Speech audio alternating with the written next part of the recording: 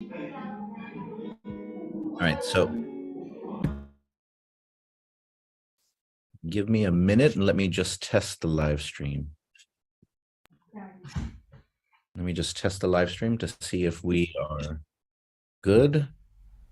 It says that we are live, but I'm going to check this to make sure everything. Maulik, total Maulik.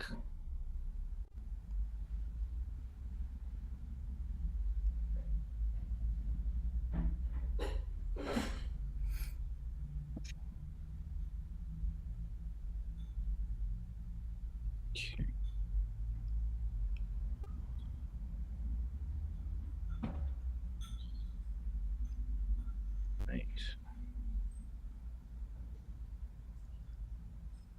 Yeah, again, we are live. We are indeed live. Biba, biba, biba. Woohoo. All right.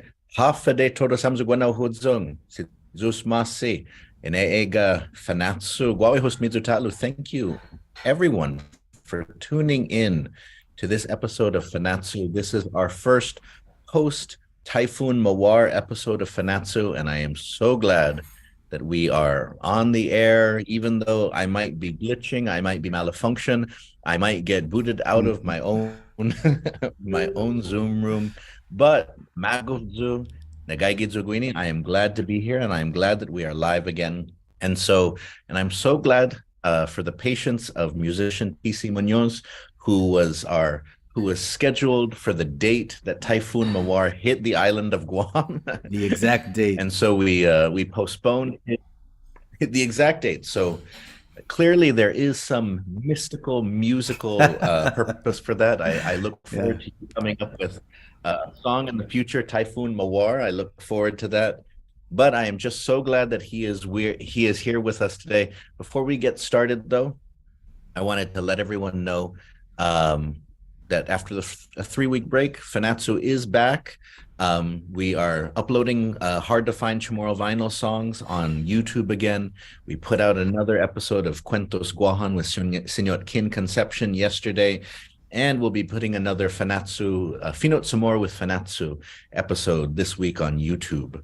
And so we are slowly getting back on track. If you look behind me, you can see one of the sort of the damaging impacts of Typhoon Mawar was the loss of the Chief Kipua statue in Hagåtña, one of the iconic images on Guam.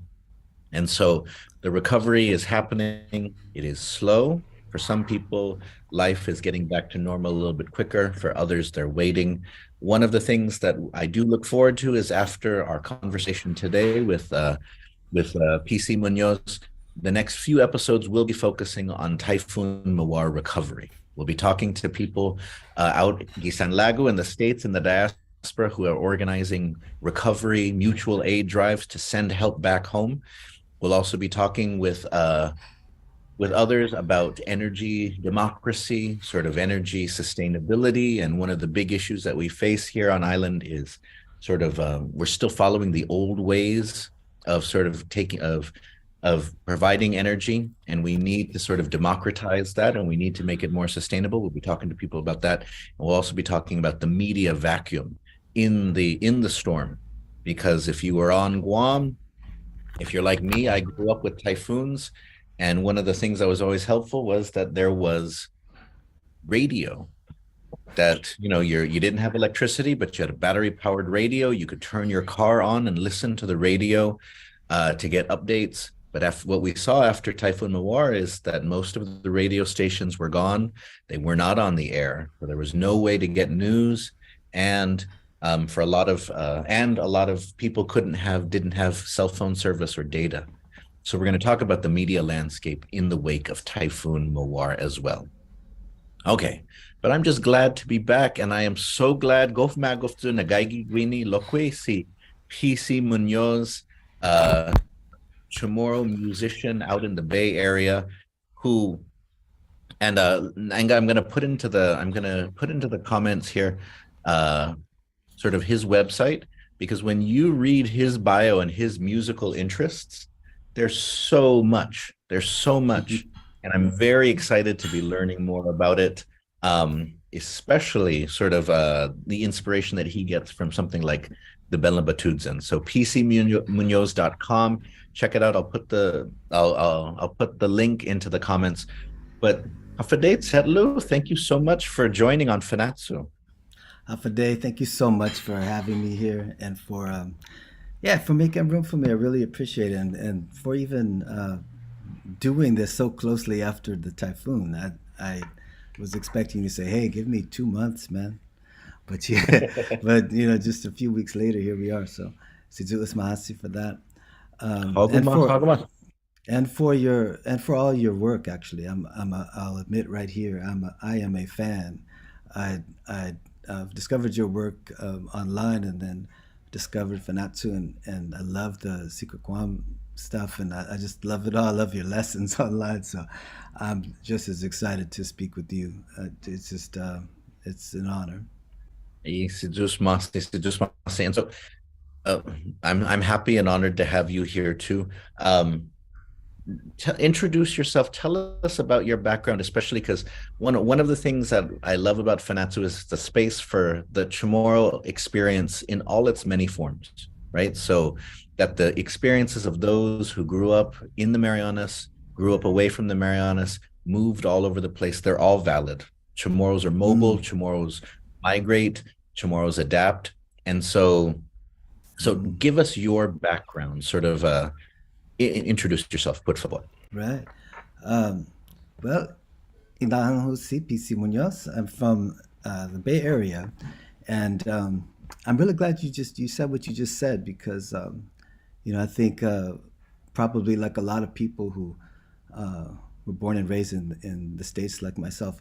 Like I said, I'm from the Bay Area, and in my particular case, I'm also mestizo. So I've had a lot of different talks with different people about what constitutes a tomorrow, and I've had different kinds of conversations.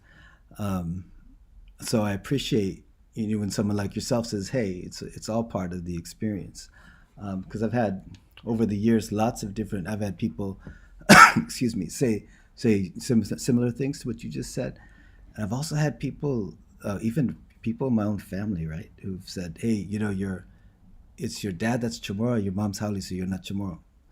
My own relatives say, we're a matrilineal culture. Your mom's not Chamorro, so you might as well not call yourself Chamorro.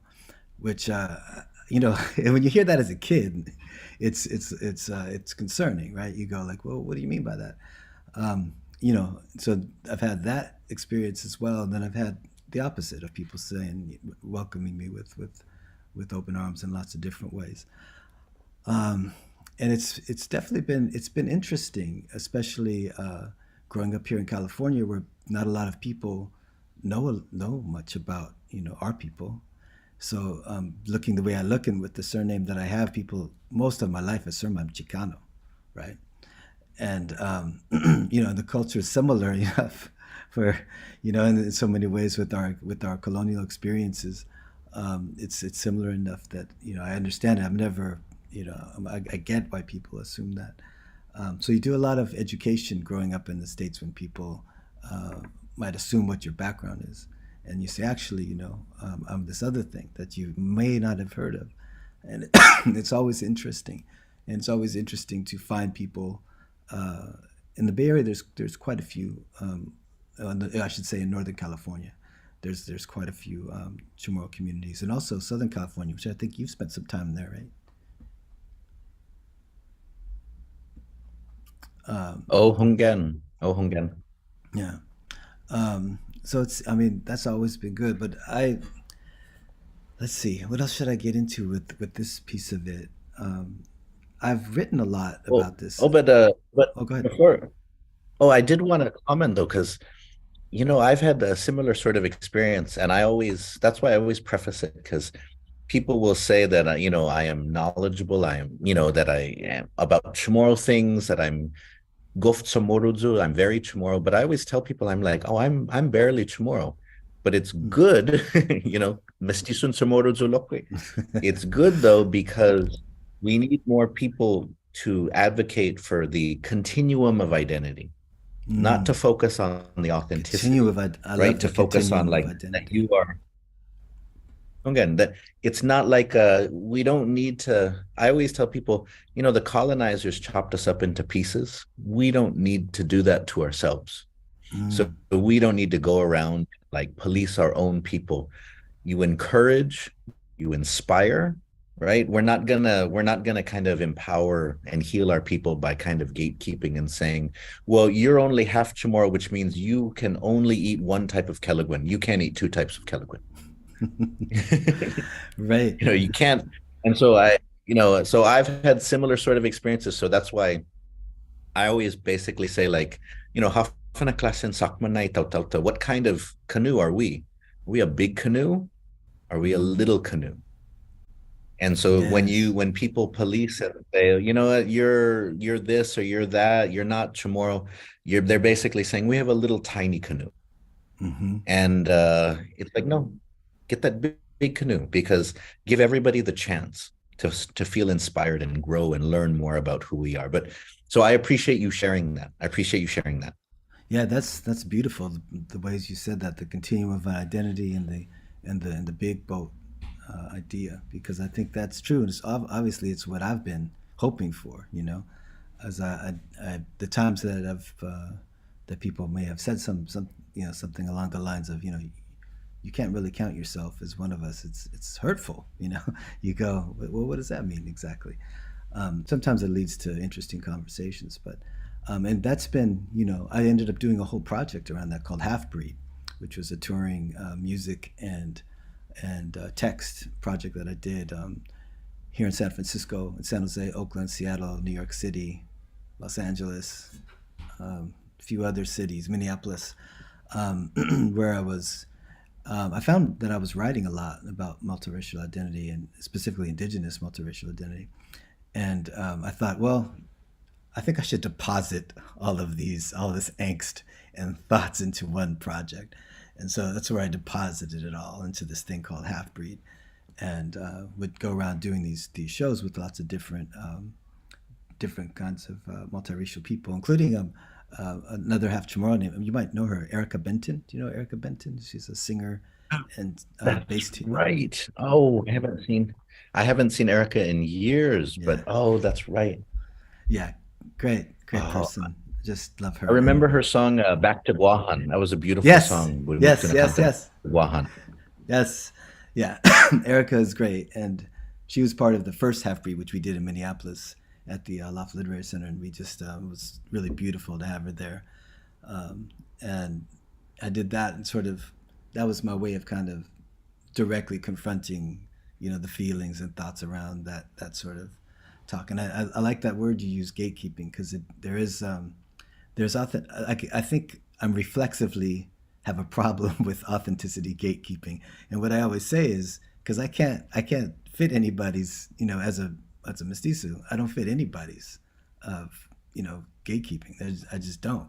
So I'm always going to go with the other way of going for that big boat idea that you just talked about. And I think that's driven a lot of the writing that I do in that area. I sent you a version of this piece I did called Legacy, which I just released as it's an art card. Actually, the person who designed it's also Chamorro. She's based in LA, Geraldine Guerrero. She's really great. And it has the text to this piece, Legacy, which to me is a reflection, a spiritual reflection on the way our island was colonized, right? And the sort of the residue from that. And accompanied myself on this instrument called the slapstick, which to me has kind of cosmic connections to the belembaotuyan, which I became obsessed with as a young Ooh, adult. ooh. Okay, wait. I want to hear more about this, but first, let's so your brother and you are both very creative. So Yes, Alex is of course a filmmaker. yes. Um, and so and you are a musician. And so I did want to ask though, because for me, one thing that I've always found beautiful about Chamorro culture is that it has the strain of creativity in it. it's fascinating because we get more known nowadays for military service. People say that join the Yeah, military. I mean, even if yeah, you follow the news, if you follow Donald the Trump got news. charged. If you follow the Yes, I news, saw Donald that, Trump got man. charged, and who got charged with him? Walt Nauta, although everyone is pronouncing it Nada or Nuda or Hmm. Noda, they're all pronouncing it in fun ways. And so we get known for those sorts of things, and we always love to highlight and privilege that. But for me, if we look into our past, the Spanish recognized it. The Spanish said that he who is a poet is the true champion of the nation, Mm. right? That the ones that Chamorros elevate their poets and their creative artists higher than anyone else. So, what was it like in your family growing up? Were you inspired to be creative through your family, or what drew you sort of down this path? Well, that's a great question. So, I mean, both of my parents love music, and they love, and my mom especially loves reading and books. But both of them do love music. Neither of them are musicians or particularly artistic in an outward way. I would say my dad's very artful in the way he gardens, and my mom also was into acting and theater when she was younger as well. We definitely were encouraged in our creative exploits. My brother Alex, who, as you mentioned, he's a filmmaker. He has a twin brother. His name is Joe, and my sister also, Marilena. She's also she was a singer, and yeah, we were always creating as youngsters. We would do we would have these tape recorders. We would do talk shows. We would make up songs, and we were definitely encouraged by our parents to pursue those things. Particularly Alex and I would create a lot of stuff together, and still do sometimes. He has directed a couple of my music videos, and we've collaborated on different things, and that's always really special. Yeah, it was. I have, like I said, I have three siblings, and it was a lot of fun with a big family. Fighting for your space and to show off your work and to try and do well. It was a very sports oriented household. So my dad was coach, so he coached basically every sport: football, basketball, baseball, and we all played. So there's a lot of sports in the household as well. And I would say sports was kind of neck and neck for me with music and the arts until I realized how small I was and I wasn't going to be playing in the NFL, you know, which was like maybe mid teenage years or so. Um, but in terms of getting involved with drums or get involved with music specifically, I've told this story before because it is important. It kind of highlights the importance of a good and perceptive teacher. So this is in third grade, and I was bopping around banging on everything. And my teacher, Mrs. Machado, she said, "Hey, what are you doing there?" I said, I'm feeling rhythm. I'm just always tapping on stuff. And at that time in California, you could take free music lessons through the school. So she said, you might want to check out the free drum lessons that we have at the school and do something with all that rhythm that you have in you. So I did. And I told my parents that, well, Miss Machado said I should take drum lessons. So I ended up taking these lessons, and she was also someone who encouraged my writing. So it was the same teacher who really, I've had many great teachers in my life, but Miss Machado really did both. Like she had me start go take those drum lessons, and she also had me writing a lot, showing me the power of writing. And I'll tell you one story that she did is I went to a Warriors game. This is way pre Curry.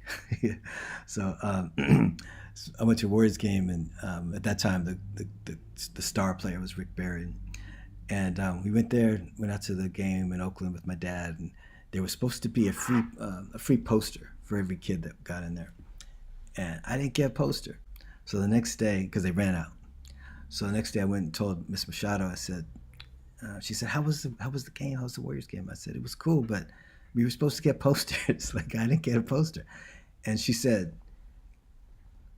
call up, call information, find out the Warriors office, find their address, and write a letter to their director of marketing. And I said, what director? What director? Of who? And she said, do what I tell you. Get on the phone, dial zero, dial zero, and find out this information. So I got on the school phone, I called up, I found out their information, found out I think the guy's name was Tim, and I wrote this letter explaining in my double spaced third grade writing. I said, hi, I went to the game with my dad. We were supposed to get a poster, and I was disappointed. And could you? And I just did kind of what the teacher said. Let them know you're disappointed, and I sent it off. And in return, I got this big packet of like cool photos, rosters, a pennant, stickers, and all this stuff from the Warriors, and I was thrilled. And I think the director of marketing was tickled that some kid had written complaining about this. I mean, I was polite, but he was tickled, and he even gave me his phone number. Occasionally, I would call up and say hello to him, and he was amused to hear from me. But that teacher was instrumental, pun intended, in getting me started on lots of things. Zahu, I like that. That's a dad level pun. I like that. It I love is. it. I love it. But oh, that's okay. So that's wonderful. That's wonderful to hear. And so tell us about your Chamorro family. You've mentioned a little bit about your siblings, your extended family. And so what is your story of migration? Did you spend some time in Guam, or were you born out in California in the States? Sort of what has been your relationship to the islands? Right. Yes. So no, I was born in San Jose, born and raised in San Jose, and I moved to San Francisco for college, and I've been there ever since. So a long time now. My dad came here in the late '50s because his brother, Major Ben Muñoz, who was the chief of police on Guahan for years, he said, "Hey, there's good schools out here, and lots of room here in the Bay Area, so you should come check it out." So I think my dad felt like, okay, I want to try something. I want to try this. So he came out to San Jose and met my mom fairly fast. So they met. Both going to college here in San Jose, or in San Jose, California. And I didn't get there until we didn't go back till I was maybe 4 or 5 years old. My first trip back with my dad. Very powerful trip because it was the first time meeting my grandparents on my Chamorro side, and it was indescribable because I had only heard about them, and they were not people who wanted to fly or wanted to come to California. So I always knew if I ever was going to spend time with them personally, we would go there. And so it was interesting for me to, because my grandparents on my mother's side are both native, or my grandfather was a native Californian going back many generations, and my maternal grandmother was from the Azores, from the Portuguese islands. And those grandparents were around, I saw them a lot. So it was really interesting for me to go back and see more of where my dad came from. It was immensely powerful. And I remember a lot about the trip, even though I was young. So I met a lot of my cousins who were very dear to me, and was able to, we were living on our family's ranch. We were staying on our family's ranch, which is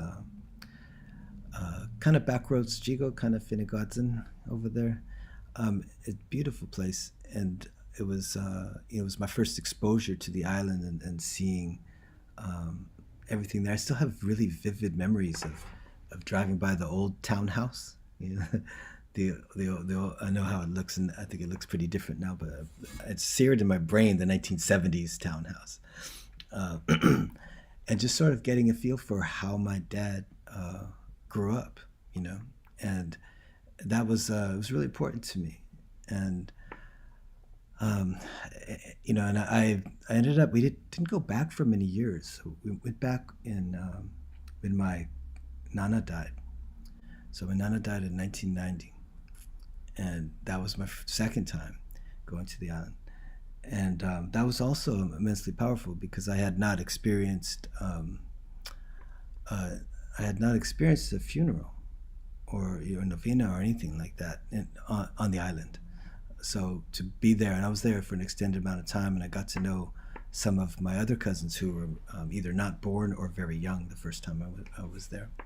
So again, it's always really, I keep saying the word powerful, but it really is always really powerful for me to be there, because I feel like I'm trying to soak in as much as I can. And I should mention, I have an uncle named George. Uncle George lives in Sinhanya. And as an adult, that's usually where I stay at his house. He's the father of a few of my closest cousins. And he is someone who kind of knows a lot of deep Chamorro words, and is happy to impart them. And also, he's the one who told me about belembaotuyan, because I was seeking what are our instruments, what are our sounds. As a young musician, I was very interested in what is our music, what are our sounds. And I was like, how do I hear it? How do I get a hold of it? So there was a much later trip, like around, I think it was 98, 99, or 2000, somewhere around there. I went there a few times during that time frame, and I think I was telling Uncle George, hey, I would really like to know, what kind of music is ours, And he mentioned the belembaotuyan, and I was, well, how do I hear it, And I had told you this before we started the live stream, but eventually he told me and my cousin Sam, who has since passed, and he said, you go to the Kaha office, and I think they have some of that music there. So I went over there, and and I got the cassette, which I have here. I don't think you can see it, so it's blurred out.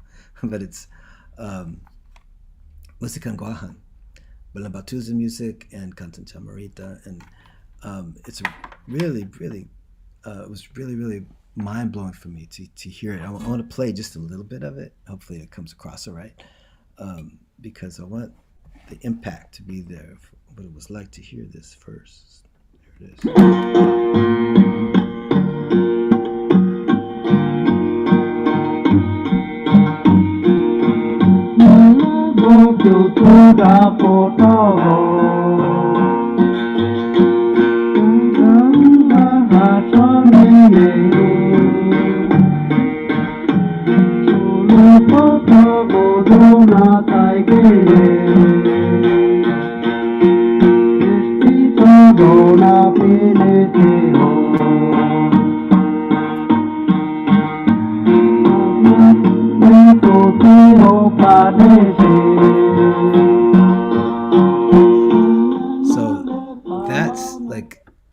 I heard that, and I mentioned this to you earlier. I heard that, and to me it was as if, yes, there is Jesus Chrysostom, right? It was as if I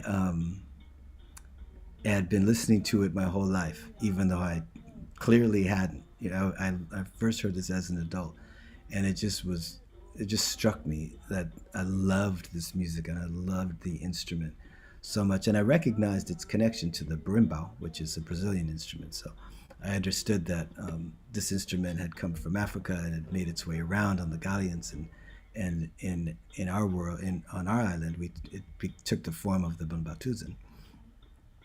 And I went over to when I went over to the Kaha office, I was looking for it. I met a woman who I believe was related to Jesus Chrysostom, and I don't think a lot of people were asking about it. She was very surprised that I came in and said, I understand you have a cassette with belembaotuyan music.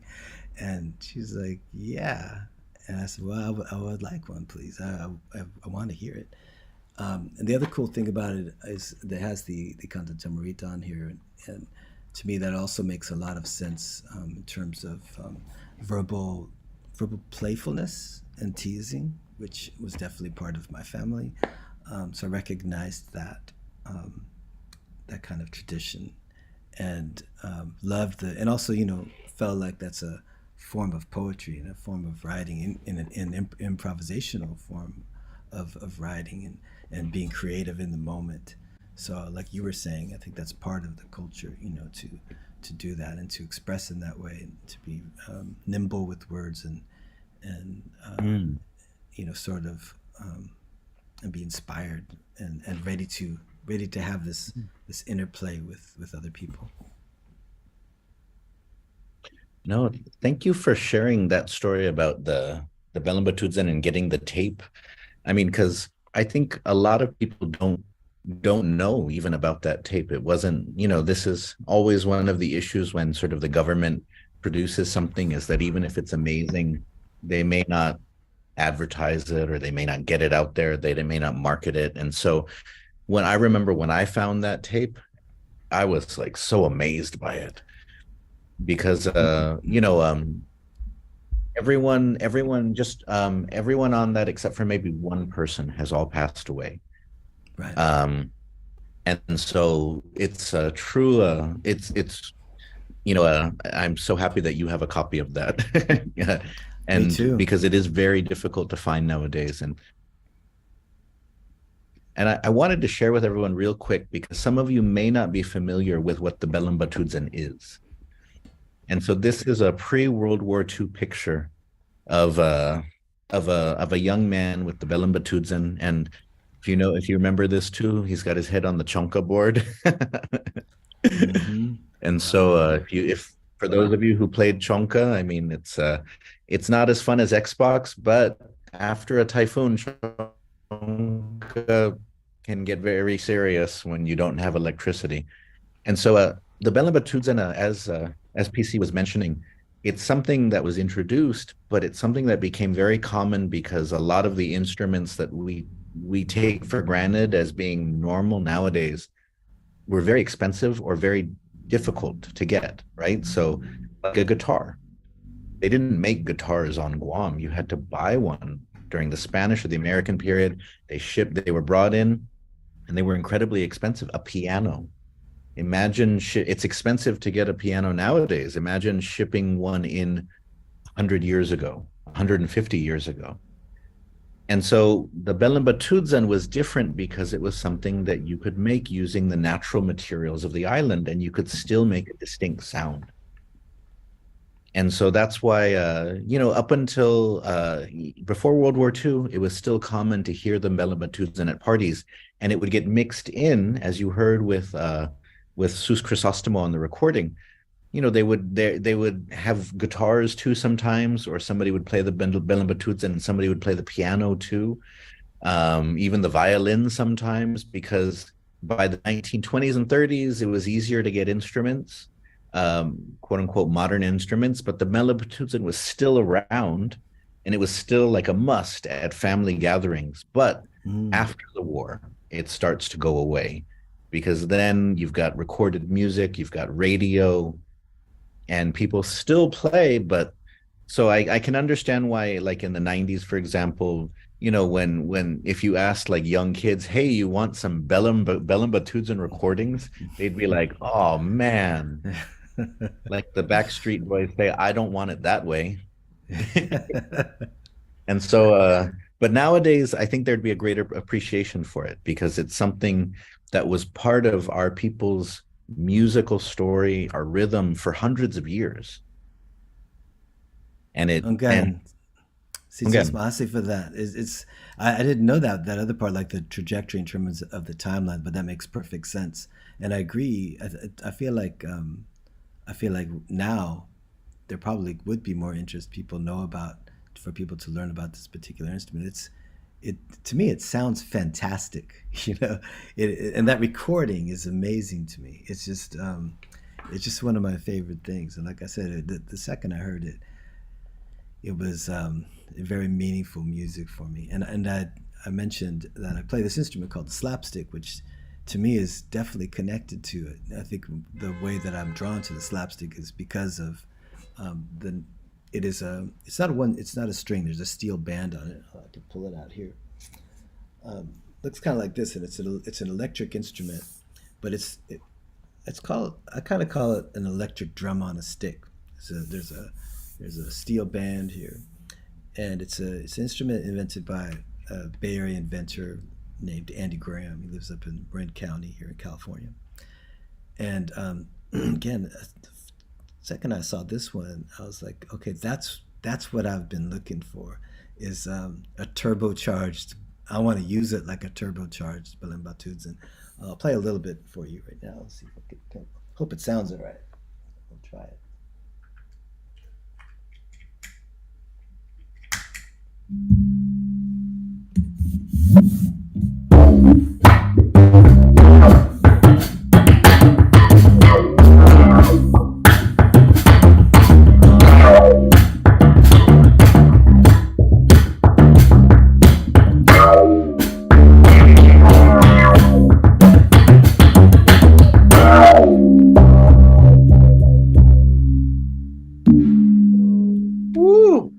Oh my goodness. I imagine that is what like that's like funk music from the Marianas Trench. That was so cool. Yes. Thank you. I love that. I love that description. It's like I love that, the funk from deep in the trench. Um, yes, that is, and that's, I mean, and I'm always telling the inventor who's been really gracious. He likes the stuff that I do with his instrument, and he's been really wonderful in terms of supporting my work. And I tell him all the time, it's like there's been not been an instrument, no drum set, no other percussion instrument that comes close to doing for my being what that instrument does. And I do think, it has to do with me being drawn to this way of playing that's rhythmic and has this single thing that you manipulate, and you can groove with it. You can do simple melodies with it, but it has this groove. And I'm gonna have to steal that, Professor. This idea of the funk from deep in the Marianas Trench. It's a good way of describing the sound.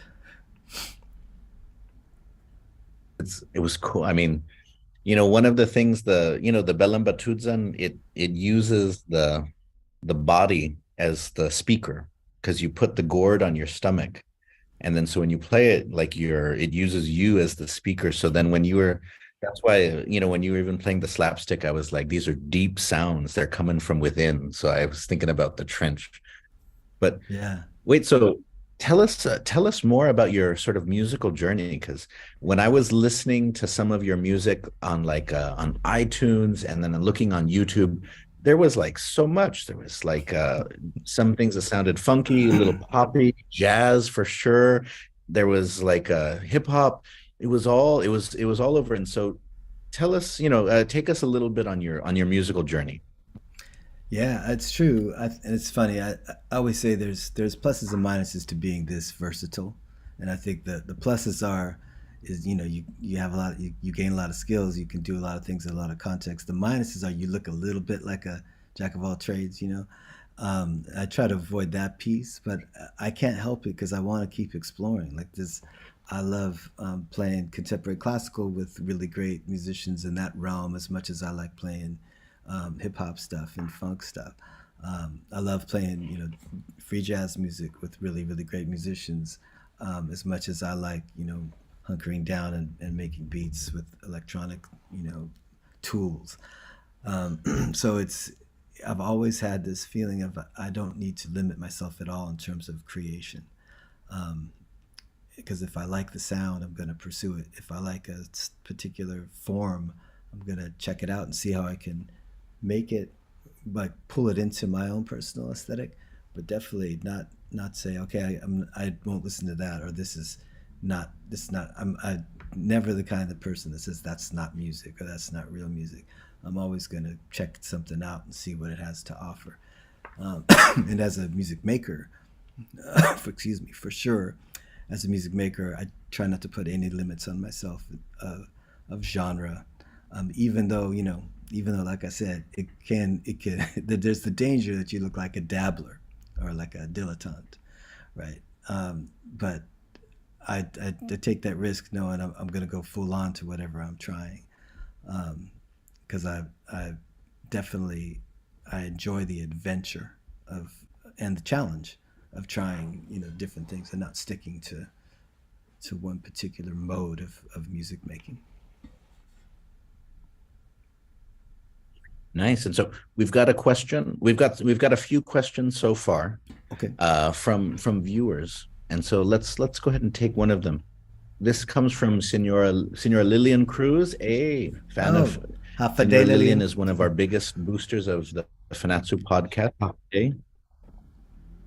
Oh, when you may know each other because she's just south of the Bay Area, so I'm sure you and Senora Lillian might have met, or at I least think on we're Facebook, Facebook friends. I if think not we're in person. Facebook friends. Yeah. Yeah. Oh, yes. And so you mentioned Erica Benton, who you Mhm. worked with, but have you had a chance to work with any other Chamorro musicians from the Bay Area or elsewhere? That's her question. Yes. So for there was a period where there was a fantastic Chamorro drummer here in the Bay Area named Rich Ogden, and he was part of a group called Collage, which was signed to the Solar and Constellation family label. That was a label that came out of the Southern California, black-owned label that had a lot of big R&B hits. It was a producer named Leon Silvers, fantastic producer. Did Shalimar and lots of other groups. And Collage was one of those groups I looked to when I was younger because you see they had some R&B hits, and you turn the record over, and there's some Chamorro looking dudes on the back.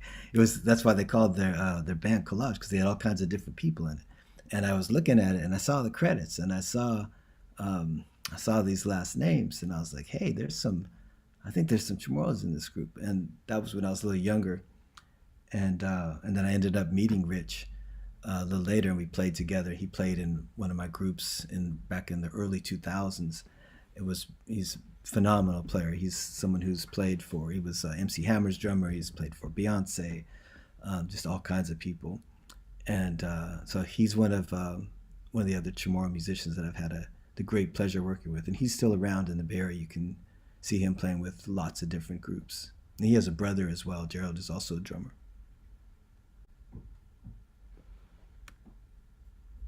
Oh, dispensers, we may have I'm checking if the live stream is still good or Okay. if we've been but because I know we're still connected, but I've been monitoring the live stream and it went out. Let's just make sure if it's okay. There, it's back. It's back. Okay. Okay, cool. Again. All right. Okay. And I'll turn my camera back on too. I can't wait till internet and everything gets a little bit more normal. But Hey. it's been so refreshing talking to you though, and then hearing about your experiences and just being back, back in this space. Um, and so okay, so we have another question here, and it is you used the phrase half breed. And so to kind of talk about your own experiences, but then also the experiences that others have who are also sort of mixed race, right? And so this person wanted to hear more about that project. Sort of Mm. can they hear it, or where can they find more about it? Because it's Oh. very interesting, especially the idea that, because it's so interesting, right? Because sometimes when at the beginning we were talking about how people make you feel like you don't belong Right. because you're not full, but at the same time, probably the biggest family and community then on earth is people who are mixed. Dungan. And so the moment one person tells you you don't belong here, you belong to a group of people who don't belong, and it's much larger than any Much other. larger. And so, if you don't mind, where can we find more information about that or hear some of that? Half breed. So on YouTube, there are a couple of trailers where you can hear a little bit of the text, and you can hear a little bit of the music, but it's primarily a live thing. Like it is to be experienced live. And I can give you an example of how it goes down. So typically when we hit a town, there'll be a couple opener poets or songwriters. Everyone is mixed that's involved with it. Everyone has some kind of multiracial heritage, and the work doesn't necessarily have to address multiracial identity, but it can. It's often helpful when it does. Um, and yeah, Erica Benton was part of two half breeds. One we did in Minneapolis, and one we did in East San Jose. And also in San Francisco, she was part of three.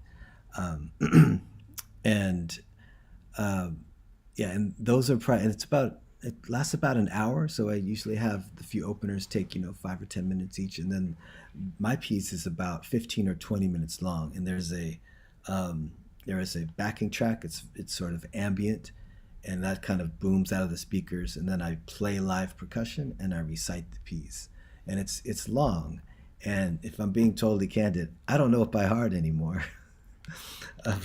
So if I do it again in 2023 or in 2024, I'd have to really brush up on it because there's a lot of text. Because, like I said, I was sort of depositing all of my thoughts about multiracial identity and authenticity gatekeeping, and the things that you hear, and the kind of thoughts you have about yourself, and the kind of push and pull involved there. And it's funny because it sort of ends with the kind of thought that you were saying, which is, as a multiracial person, you're actually part of a very large group of people who don't fit in one whole. And definitely I found that to be true.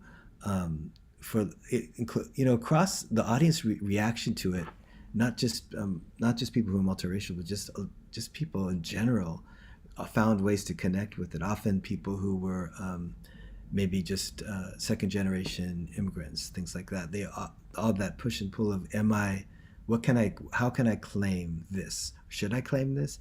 Do I not deserve to claim this? Those sorts of questions, right, around identity and authenticity and self-doubt. And it made I found it had an impact on people of all kinds of backgrounds, which really was my hope. I was hoping that people of all kinds of backgrounds would appreciate it.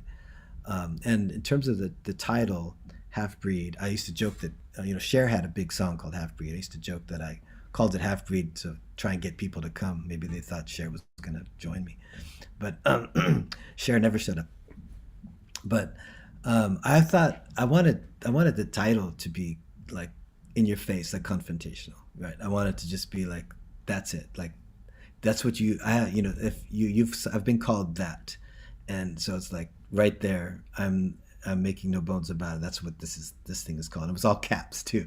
It was like, that's what we're going to delve into. We're going to delve into that idea, and that's kind of where I went from there. Um, and it was really enjoyable to put those together. And I think the last one I did was in 2018. That one was in Seattle, which was a really cool one. Which actually, that there was a excuse me, a Chamoru curator at this. There's a place in Seattle called Hugo House, which is a literary center, and it's a guy named Rob Arnold, who's now in New York City.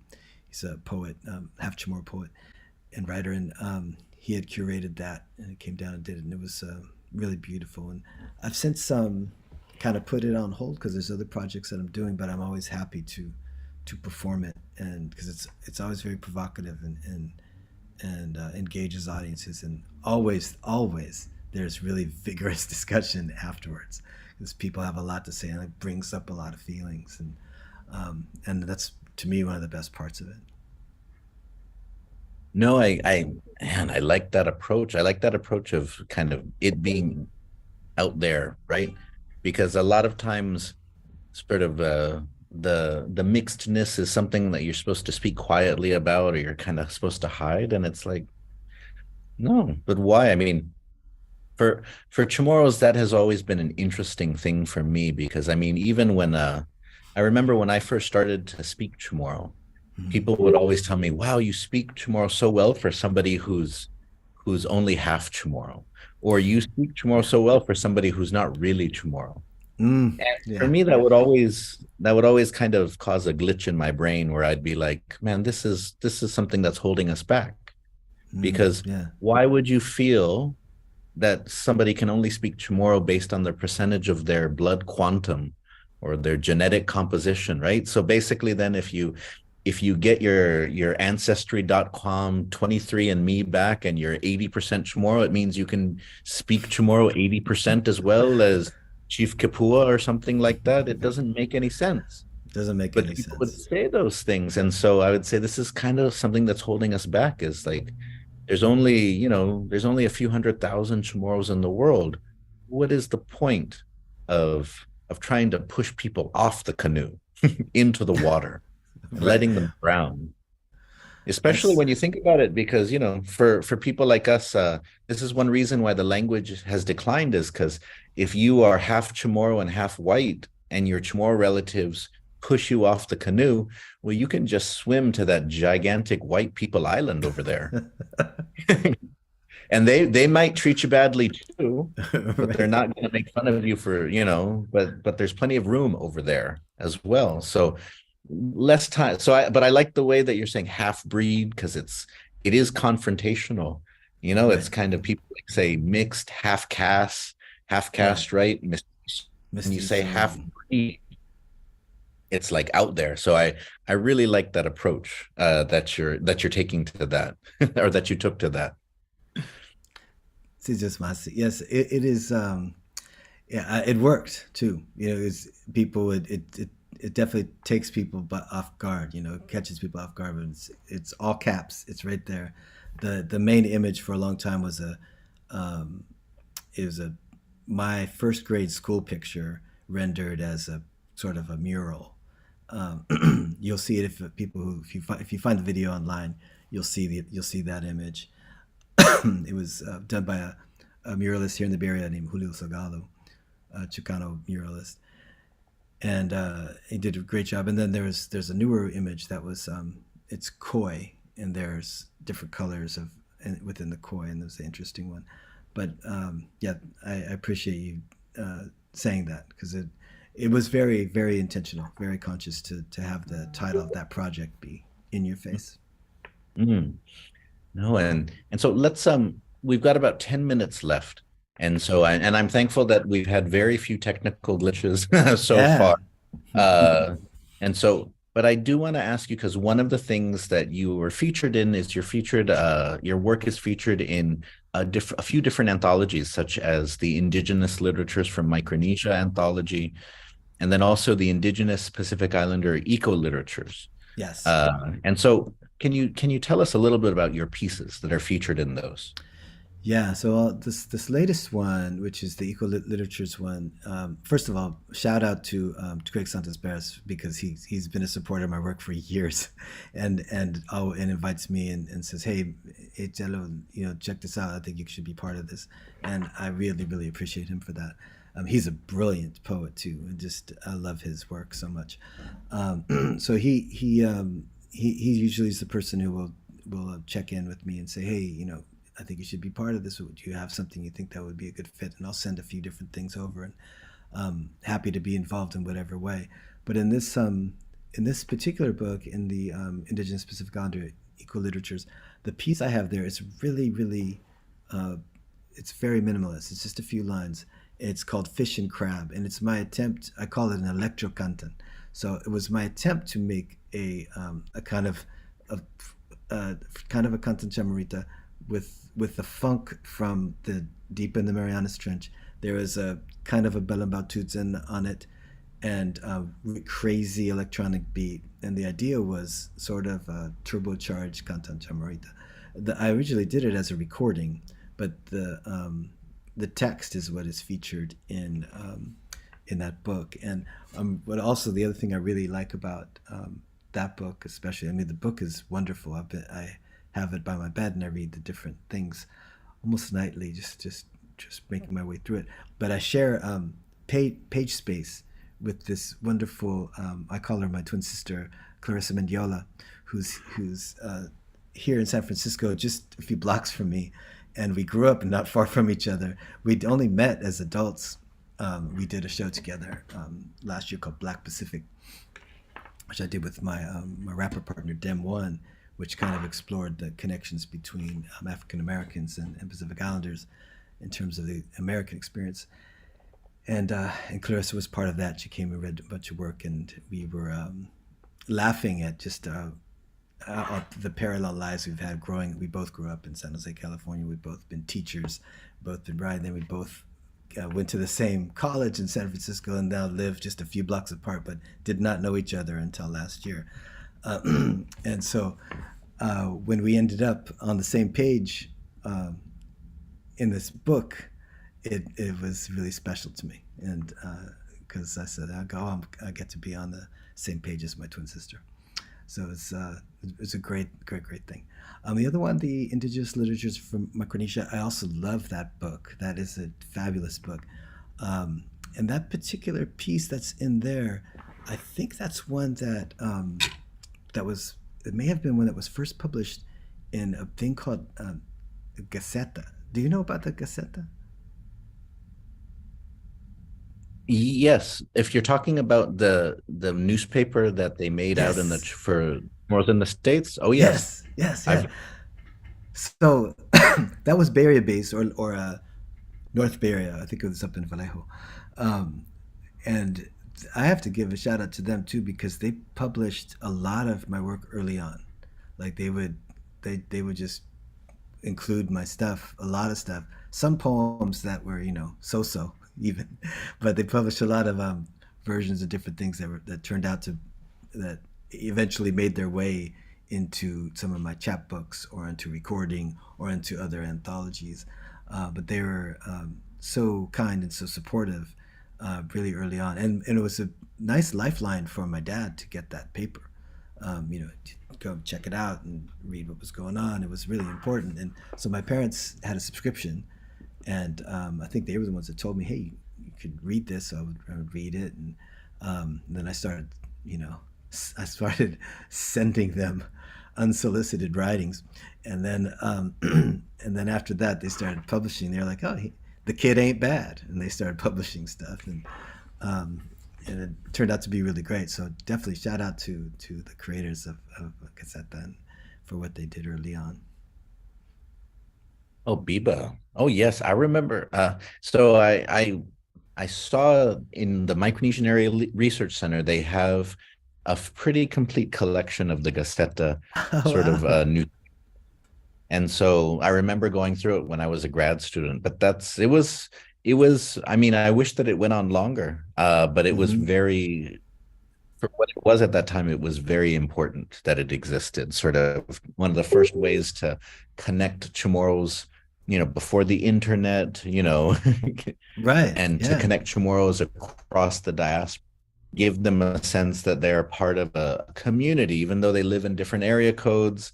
They may follow different football teams. They may have ended up around different military bases in their migration. They're part of the same They're thing. part So of yeah, this. shout out. I know yeah, Shannon Murphy, formerly Yes. Shannon Yes. Babauta, who oh yes, she was one of the main people I know who was helping get that out there.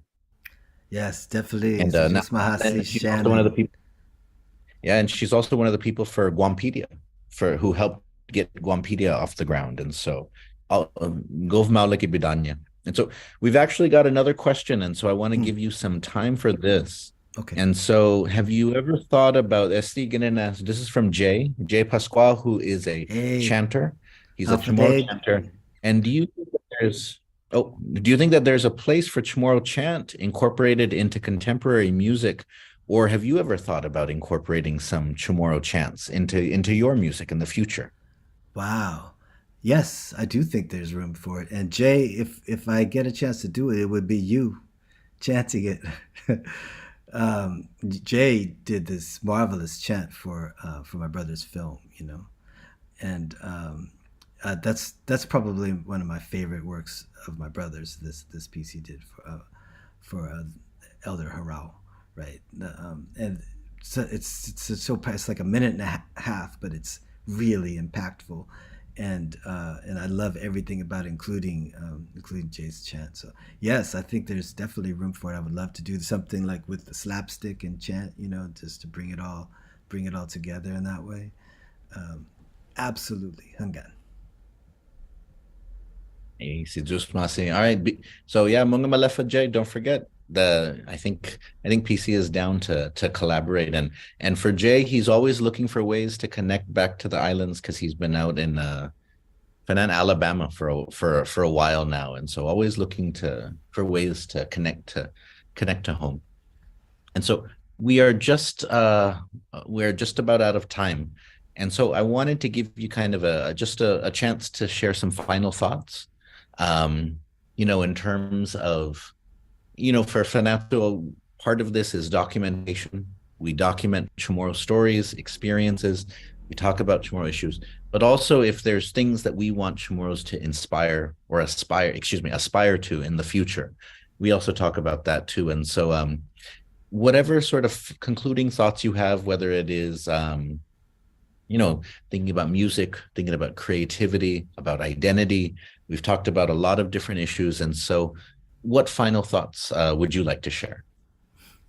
Well, I think I always encourage people to create. And there's so many. The cool thing about the tools that we have now is you can make, if you're a musician, you can make a song on your phone. You can do so many things just with the tools you have around you, and get them out, get your creations out into the world. So if you feel, everybody has a story, but if you feel you have something that you need to express, do it. That's what I always tell people: write, create, because what we create goes out into the world and can have an impact on people. And I think never, and I'd like to say this to a lot of people too: never feel like your story is not enough or not worthy of being heard, because it is. And I think that's an important thing, because right now, we are inundated with content, right? And you look on your phone, you look on your devices, there's constant content coming at you. But truth be told, there's a lot of garbage in there. So, but if you can create something that has soul, that has impact, that has depth, that can touch somebody else, that's a very powerful thing. And if you're feeling shy about your creation, I always say just make it, just do it anyway. My son, he's 16 years old, he's a musician. It's really wonderful to watch his growth as a young composer, kind of working on things, and I try to encourage him in that area. I think,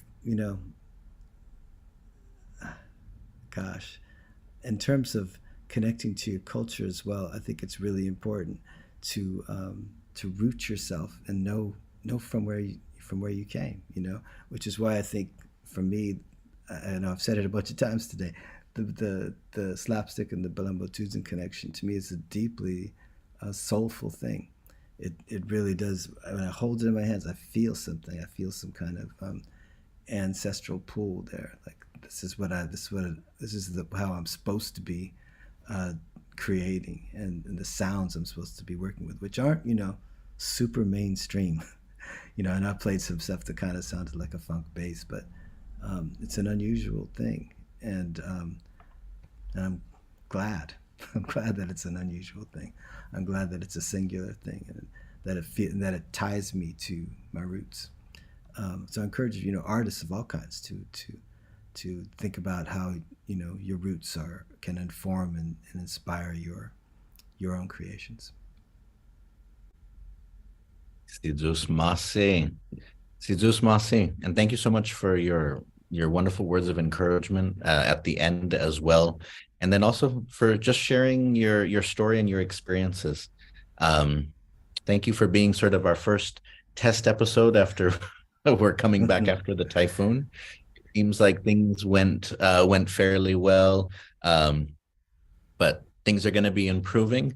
But it was just good to finally have this conversation, because I'd met your brother before several times over the years, in Guam and also out in California. And so, but I'd always kind of heard sort of you out there, and then what's it called? And then when I reached out to you to ask you to support Fanachu, and you did, I started listening to some of your music, and then it's been it was very eye, ear, and mind opening. Sort of to go through your music catalog, and just it was lots of fun though. It was lots of fun. So I really appreciate that. But yeah, and so Sidus Masi Tatlanay, puri finatok mo para este na episode Fanachu. Thank you so much for joining for this. And para hamzu lokwi, ni umeega purume ekungok, Sidus Masi este finakpo este na episode. Adios, esta ki manali hitalo.